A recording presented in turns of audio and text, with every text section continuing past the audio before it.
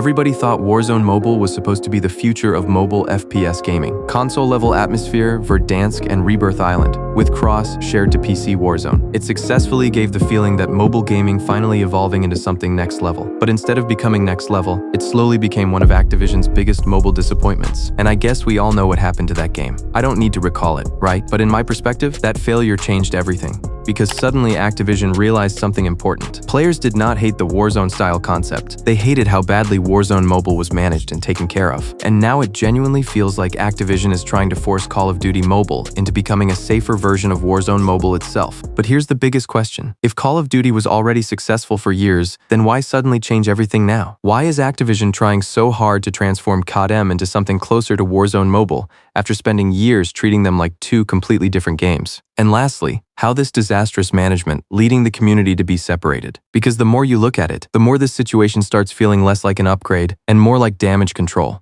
Firstly, think about the old Call of Duty Mobile. When we go back to 2019, this game was genuinely one of the best optimized mobile shooters ever made. Lightweight, easy to run, smooth gameplay. And honestly, it even performed better than PUBG Mobile and Free Fire on many low-end devices back then. A lot of people forgot this, but the initial launch of CODM during alpha and beta testing was actually pretty bad. The optimization was not perfect at all. But over time, Activision slowly improved the game. They made it more stable, more accessible, almost like they cared about it. And that's what made people fall in love with it. I still remember using a cheap Chinese Redmi phone with only 2 GB RAM and a Snapdragon 400 series processor, and somehow I was getting nearly 30 FPS with barely any lag or stutters. That was insane for that time. And I genuinely think this is the exact reason why Call of Duty Mobile exploded in popularity so fast. Over 100 million downloads during its early phase, and now sitting at more than 1 billion downloads globally. Because no matter who you were, this game had something for everybody. If you wanted a PUBG alternative, CODM was there. If you wanted a faster arcade shooter, CODM was there. If you had a low-end phone and still wanted to play with friends, CODM was there. And that was very much insane for that time, right? And players flocked to it. But now when we jump into 2026, things feel very different. It feels like slowly drowning under cosmetics, lucky draws, flashy skins, seasonal events, collaborations, and unnecessary things that many players probably never even asked for. And the craziest part? This strategy still makes Activision insane amounts of money.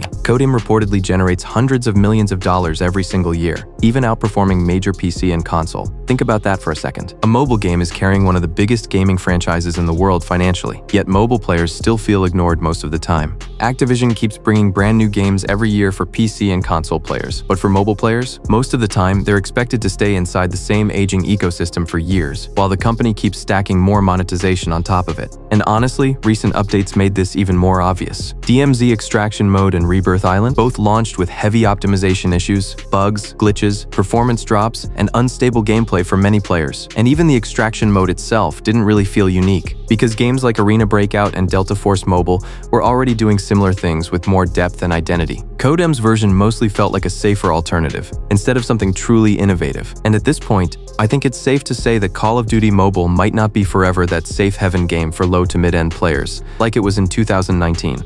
This is the craziest part of the entire situation, if you really think about it carefully. Activision released Warzone Mobile almost like it was supposed to replace Call of Duty Mobile, slowly over time. They marketed it as the real next-generation Call of Duty experience. Everything about Warzone Mobile was designed to make CODM look old, but unfortunately, the optimization disaster completely destroyed the momentum. And slowly, the casual audience started leaving. Content creators stopped uploading. Player trust completely fell apart. After trying so hard to pull players away, Activision is now directly pushing players back toward Call of Duty again by advertising it in Warzone Mobile shutdown notice. And I think that's why suddenly we see stripped-down versions of Verdansk and Rebirth Island entering Call of Duty with Warzone-style new 2.0 movement ideas. Imagine how shameful it is and how badly a company could treat its own player base, and too greedy to collab with Chinese developers to optimize their own game. Not Warzone Mobile failed technically, but how badly that failure affected Activision's future plans. Because it was supposed to unify COD ecosystems, shared progression, cross-platform vision, console-quality mobile gaming. But after the optimization disaster happened, that dream slowly collapsed in front of the community. And now it feels like Activision is controlling the damage and desperately trying to recycle those same ideas back into Call of Duty Mobile itself, while calling it a 2.0 version. But if you ask me why these 2.0 changes are happening in the first place, honestly, the simplest answer is because they have no other choices but to do so. Because at the end of the day, Call of Duty Mobile is basically their last stable mobile platform after the Warzone situation. And after showing things like Verdansk, Rebirth Island, console-style gameplay, player expectations became much higher than before. And most importantly, They need to keep that Warzone audience inside the Call of Duty ecosystem somehow. And at the same time, competition is becoming more aggressive too. PUBG has new state, Free Fire has Max, Delta Force Mobile is rising fast. And honestly, Call of Duty Mobile doesn't really have a true next-generation version right now. So Activision has to modernize CODM somehow, if they want the game to stay relevant in 2026 and beyond. But this is where the real technical problem begins. Call of Duty Mobile was never built on Infinity Ward's engine. It's not running on Unreal Engine either. It's built on Unity. And because of that, it's maybe difficult for them to fully recreate that heavy, gritty, realistic Warzone Mobile atmosphere inside CODM itself. That's probably why when you look at maps like Rebirth Island in CODM, it doesn't feel less like a true graphical leap and more like aggressive color grading trying to simulate visual depth. The lighting changes, the colors become stronger, but the actual textures, environmental depth, realism, and detail still don't fully feel next generation. I'm pretty sure the upcoming Verdansk version and future movement systems will probably feel downgraded compared to what players originally experienced in Warzone Mobile. If Activision truly want a complete Warzone-style experience on mobile, they would probably need an entirely different engine or a fully separate rebuilt game from scratch, but that's never going to happen. And lastly, the hope raises when we look at small indie projects like Strike Team Online, Project BFA, and other unreleased community shooters. Some of them genuinely have better animations, smooth movements, cleaner sliding mechanics, and more realistic firing systems than what Activision is currently trying to integrate into CODM. And some of those games are also using same Unity engine. And it reveals the truth that engine itself is not always the biggest limitation. Sometimes it's the direction, effort, priorities, and execution behind the project. And another thing CODM still seriously needs to improve is sound design and immersion. Warzone Mobile actually made combat feel intense. The gunshots sounded heavy. Operator voice line reacted dynamically during combat situations. When you knock out enemies when the circle gets closed, and when you performed finishers, the game constantly created tension through sound design and character voice lines.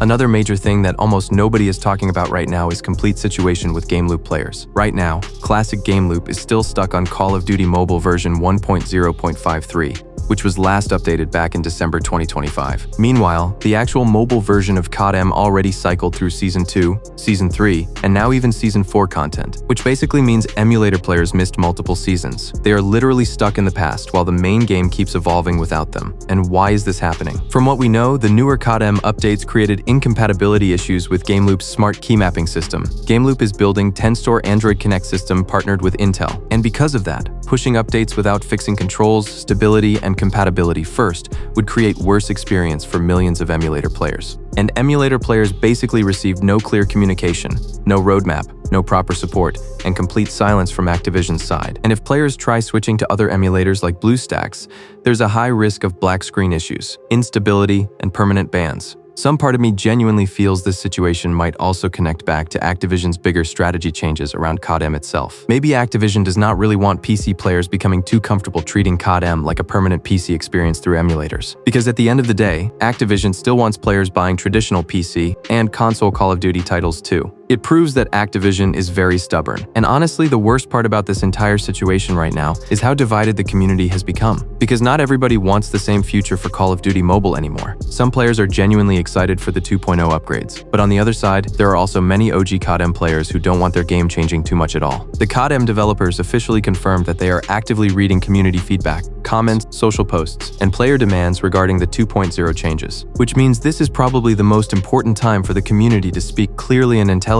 about what the game actually needs. And nobody wants another situation where a game with massive potential slowly collapses because developers ignored the real concerns of players. So instead of dividing, clear out the needs and start spreading information everywhere and in a professional manner, so the actual team could understand our needs regarding future upgrades. So I think that was it for this video. I tried my best to cover all the important end questions regarding why Activision desperately changing CODM to Warzone Mobile and what made them to do so. And secondly, how poor management of Activision is ruining and dividing community further apart. Let me know if you agree on what I said or you have other things to say.